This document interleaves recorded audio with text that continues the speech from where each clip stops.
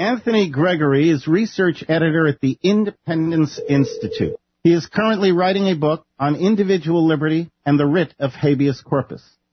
Anthony regularly writes for numerous news and commentary websites, including LouRockwell.com and the Future of Freedom Foundation.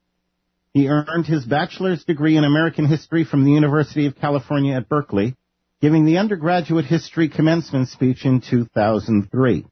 He recently wrote a piece for LouRockwell.com entitled Abolish the Police. Anthony Gregory, welcome to the Global Freedom Report.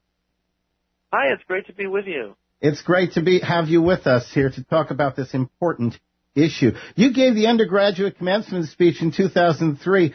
What was the theme of the speech? I'm curious, being that you're a history buff. Well, I discussed what it was like to be a PAL, more general terms, and then I talked about the importance of history. In 2003, of course, since the war in Iraq had just begun, that was on everyone's mind.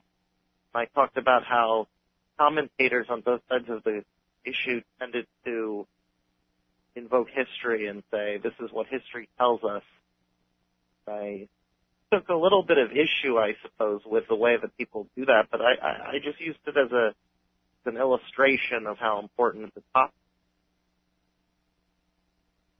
You have a bachelor's in American history. Would you care to comment on how American history is currently being taught in U.S. public schools, or maybe how California replaced the holiday of George Washington's birthday with that of socialist activist Cesar Chavez? What has happened to American history, and how much more can we expect it to be revised in the future? Well, I think that, all of the social sciences they definitely have a politically correct bent, but I have a more nuanced view of the way they teach history. Certainly, the way that a lot of conservatives talk about it is that there's a leftist bias, and then sometimes liberals complain about a conservative bias. I think that it's kind of complicated, that early on they give a very simplified version of American history that does, in fact, oversimplify. They oversimplify the greatness of early America. They give this kind of understanding of the Thanksgiving and the Pilgrims and then Founding Fathers that everyone knows isn't quite, the whole George Washington never told a lie stuff. And people know that's not quite right. But then later, they go in the other direction and they get very politically correct. And they talk about how, I think the real problem is they talk about history as it's this linear progression toward progress, with the federal government, generally speaking, the main engine. Or even the idea of what progress is. The presumption is that what we have today is better than what we had yesterday. I'm not sure that's always the case, but that is the presumption that just about every government on the planet will make. What we have today is better than yesterday. Sure, and of course, I think the people do recognize that there are a lot of things that are better because of just the technological progress. But an unchecked assumption is that the government gets to take credit for all that. You recently wrote a commentary entitled Abolish the Police. Now, that's a pretty heavy statement. What inspired you to write such a commentary in the first place? Well, this probably is one of the most radical columns I've ever written. I believe that we do need law and order in society, but that these are best provided through the institutions of civil society, private property, the market, family, community, religious institutions. But the way to produce law and protect law is to entrust it with the same institutions that deliver all of the other goods of civilization. The state is a terrible means of achieving good things. We say socialism doesn't work very well, and it's antithetical to liberty. In fact, it's the police and the law enforcement monopoly that the state makes that allow for the state to socialize the rest of these. So I had many points along the way. One is that the police, as we think of them today, are a relative relatively modern innovation. We didn't always have these huge city police forces.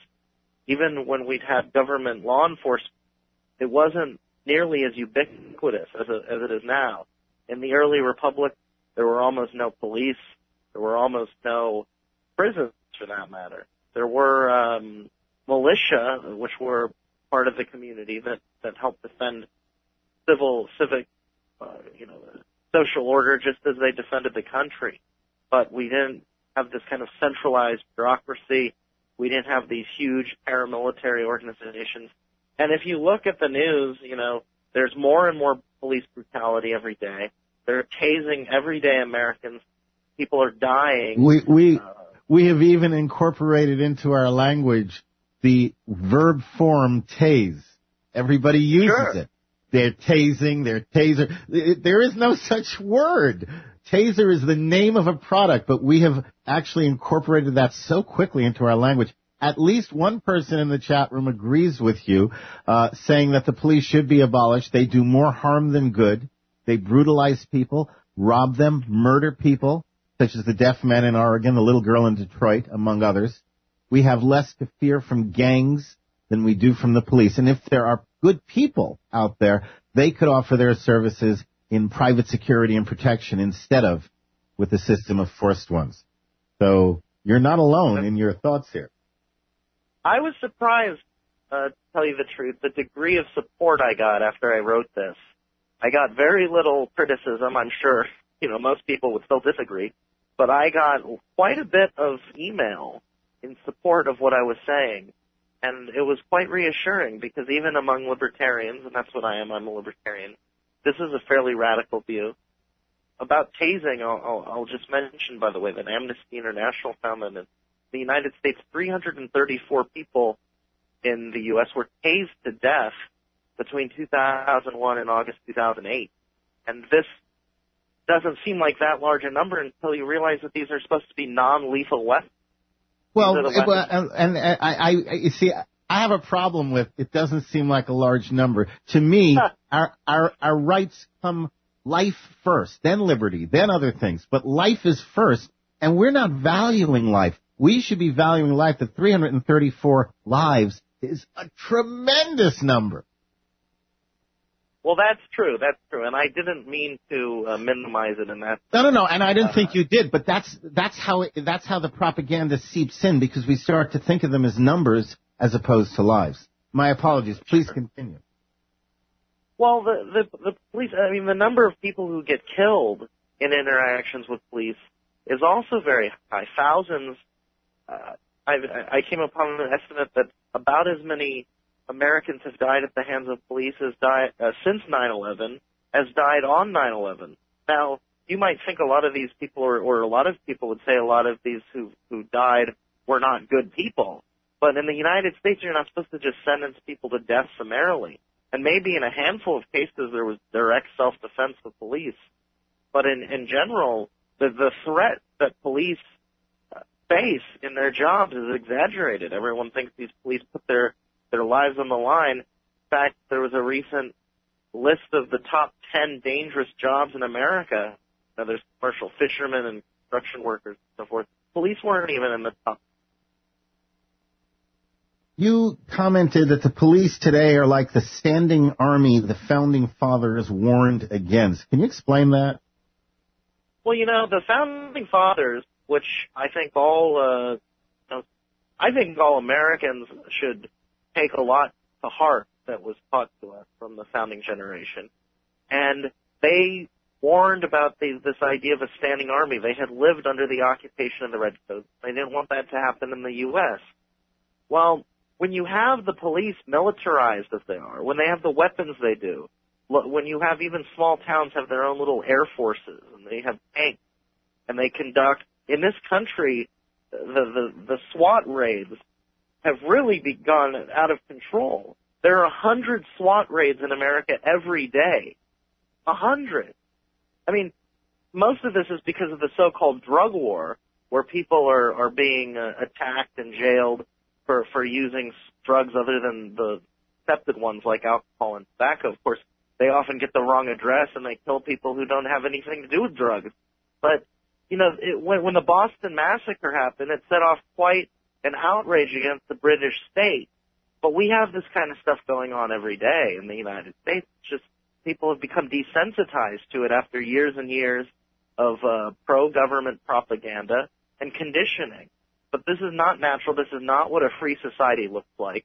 You shouldn't. I think that even people who obey the law, people who mean no harm to anyone else, when they're driving and they see police on the road, is the instant reaction to feel more comforted, or is it to feel a little bit paranoid? Aaron Russo asked that question some 15 years ago, and everyone in the audience raised their hands when he said paranoid. Every single person. That is absolutely great.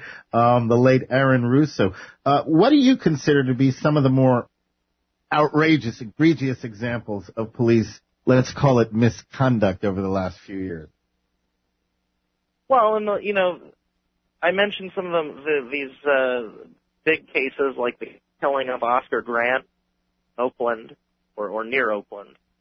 In the that was the one. That was the one in the BART station where the cop, you could see him on the video. He just pointed it at his back and just fired. You could even see the thing go off.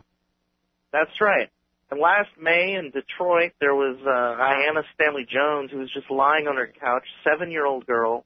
The police raided the home, threw in this flash grenade that set her on fire, and then they shot her in the head. If I remember, that was not just police. That was like a battalion. That was a battalion, yes. And as I point out in the article, even if we just limit it to the last couple months, I document, the case of Jose Urana, who was shot 71 times, Tucson. Oh, the U.S. Marine. Yes, he's a Marine. So he comes back. These are supposedly the most respected young people in our society, and he was slaughtered. And there's the guy a couple of weeks ago that was in a wheelchair who was beat up by cops in Washington D.C. Oh yeah, that was after he reported a drunk driver, and he did a citizen's arrest. Is that one? Yes. And then there's the no, that's a different. Sorry, the citizen's arrest case was the 84-year-old man in Alabama. Oh right, yes. that was yet a different case. And then there was the case in Louisiana on May 18th of Kirk and Wooldridge, who's tased at a traffic stop and then died of complications while in jail. And by the way, I don't take this as funny. I laugh for a moment there at kind of the irony that it's so easy for us to come up with this. It is such a simple thing. We could go on all day with these kinds of examples. And by the way, out of the chat room, everybody is out there. Police abolished. I'd love it, but I don't think we'll see it in my lifetime. That's from June Cat. From Heather, they're enforcers for the state. They are not defenders of the people. From Deputy Donut, absolutely, no question about it. If we have to have badge-wearing folks around us, then at least fix them so we can get rid of them as needed, like with votes and the office of the sheriff. Otherwise, it's nothing but mafia with badges. Dump the Metro Police forces with a vengeance. Let me play devil's advocate, and I'm afraid that, they're going to throw things at me when I suggest this, but don't the police put their lives on the line for us? Aren't we dealing with a few bad eggs, and aren't they in general there to protect and serve? Because of that, shouldn't we cut them some serious slack? Well, as I point out, they're not even in the top 10 dangerous jobs. Certainly if a fisherman assaults someone in the line of duty, we don't cut him any slack. Everyone in the private sector is held liable for the harm they do upon innocent people. Police should be no different. Now, it's true that there are a lot of people who join the police who want to enforce good laws against murder and theft, but much of what police do in modern America has nothing to do with that. They enforce victimless crime laws. They enforce the drug war and gun control laws, both of which are responsible for most gang violence and most street violence. Much of what the police do runs contrary to safety, and they can't help but do it. Even if you want to be a good person and a good police officer, it's very difficult to without getting fired, because your job is to enforce unjust laws. Your job is to harass people, trick them into admitting they're guilty of traffic violations, all sorts of things like this. And it's astounding to me that conservatives who are always talking about the flaws of government, the threat of Big Brother, the tyranny in our midst, they seem to have this blind spot on the enforcement arm of that state. How can the U.S. government be headed toward socialism and despotism? No, you're wrong there. It's not that they have it wrong. It's that you're listening to the conservatives, what they say they represent, as being the same as what they represent. Okay? What they say they represent is a political package. That's what it is. It may or may not be what they actually represent. So if they say that, we're in favor of the police, but we're also in favor of liberty, that's because that's how they want to package themselves. It has little to do with the real principles. In your commentary, you wrote, all anarchists should support outright and immediate abolition of the police. Wouldn't the immediate elimination of police cause social chaos everywhere? I actually don't think so. If you look at these cases like the LA riot from the early 90s, certainly that was chaos. But in the midst of that chaos, the police, they backed away. They didn't actually do anything to stop it. It was store owners that protected their property. And this is only relevant because when it's really needed, after Katrina, the police don't really restore order and law and protect property. They'll enforce something akin to martial law, or they'll just back off. And you see these cases of police strikes where crime doesn't really go up. I actually think that if police were abolished, it wouldn't take very long at all for the market and for communities to protect themselves. Now, you could argue, let me give you the case for being a radical on this, even if you're worried that outright abolishing the police will cause some problems. Well, not until we all understand that it's something that must be abolished will it be abolished. And once we get to a point where more people see the need to abolish the police, there will be the institutions in place. There will be the culture in place to replace the police. In other words, when we realize it's important to do this, we'll be ready to do this. That's basically what you're saying, which makes a lot of sense.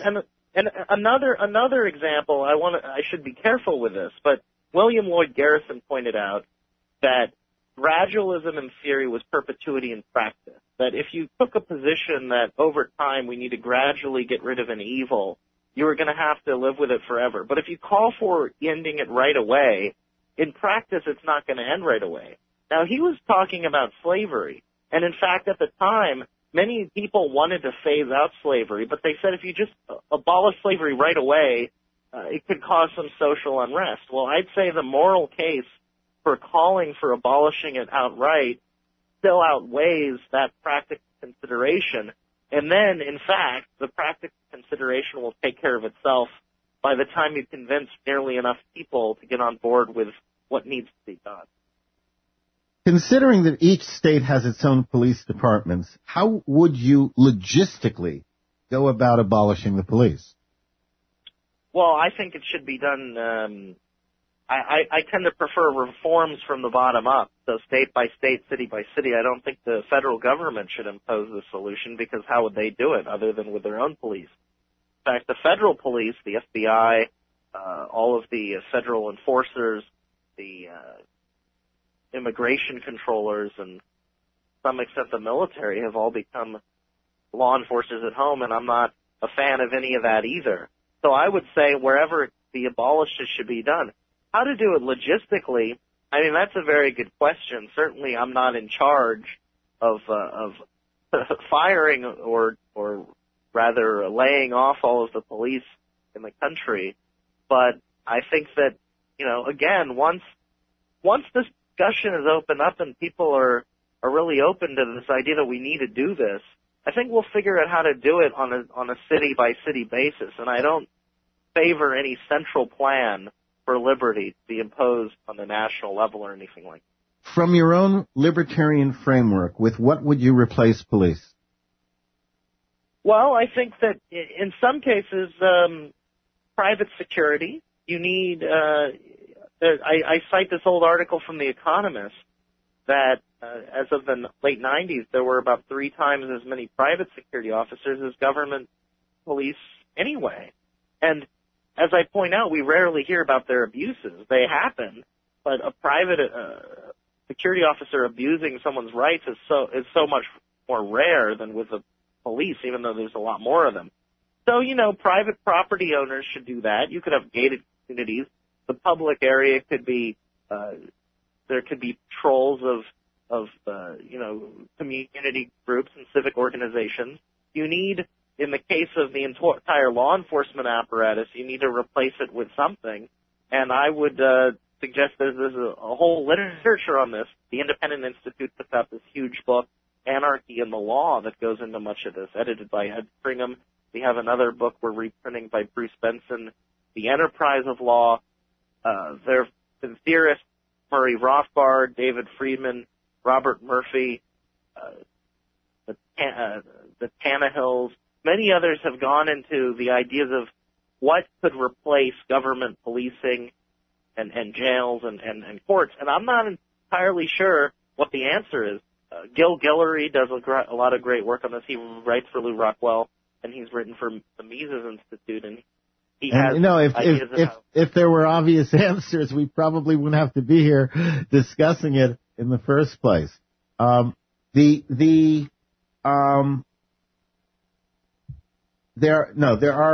are no obvious answers on the question of what to replace it with, but just for the record, folks, as a reminder, anarchy means leaderlessness. It does not mean lawlessness, as the mainstream would have you believe. Just a reminder. Monarchy, one ruler. Oligarchy, many rulers. Anarchy, 0 rulers. We govern ourselves.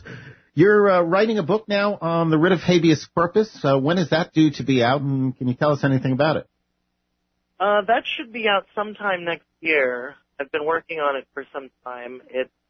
The writ of habeas corpus is probably the most cherished due process procedure in Anglo-Saxon and American law, and I thought I'd really explore the history and analyze its meanings, and I've discovered quite a lot about the history of the writ, the legal meaning of it, that I think a lot of libertarians, and certainly civil libertarians and people who advocate due process rights, embrace the idea of habeas corpus, but I think that there's a huge untold story, at least among the freedom community, and I seek to tell that story, and I go from the English origins all through the American colonies and the Constitution, the Civil War, all the way through the 20th century and everything that's happened in the war on terrorism.